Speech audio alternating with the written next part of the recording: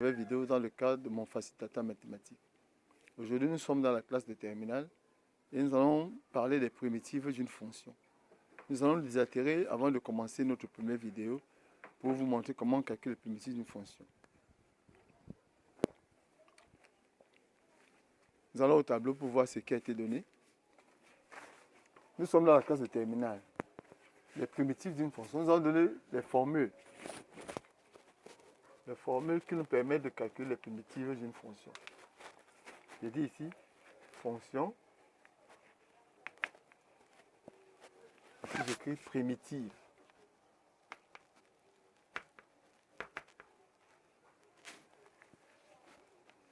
Les primitives sont les fonctions premières, c'est les fonctions qu'on dérive pour trouver les fonctions que nous avons. Par exemple, si nous avons un réel A appartenant à R, la primitive de A, AX, plus C, C étant une constante, constante C. Voilà la primitive. La primitive de X à la puissance n. J'écris xn plus 1 sur n plus 1 plus la constante c. Ça, c'est la formule à retenir des primitives d'une fonction. La primitive de la fonction 1 sur x carré.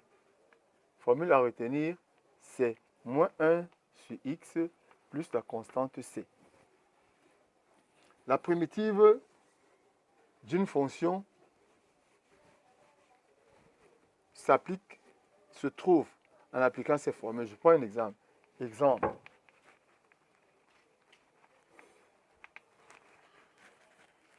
Calculer la primitive une primitive de g de x égale 3x au carré moins 5x moins 1 sur x carré plus 2. Voilà comment on va calculer la primitive en utilisant ces formules. G de x primitive sera, on met 3 devant. Ici, c'est x exposant n. Donc, on va faire xn plus 1 sur n plus 1. Ça va être x, n plus 2 plus 1, ça fait 3 sur 3, moins 5. Ici, c'est x à la puissance 1.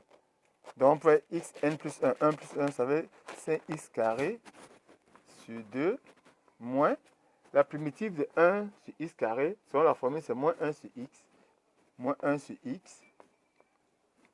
Et la primitive de 2, comme a, c'est ax, plus 2x, plus c. Donc ici, en calculant, on va simplifier comme ça. Ça va faire que g de x revient à x au cube moins 5 demi de x au carré plus 1 sur x plus 2x et plus c.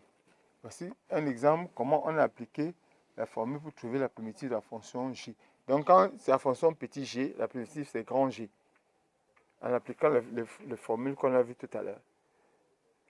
Il suffit de retenir ces formules et les appliquer à tout moment.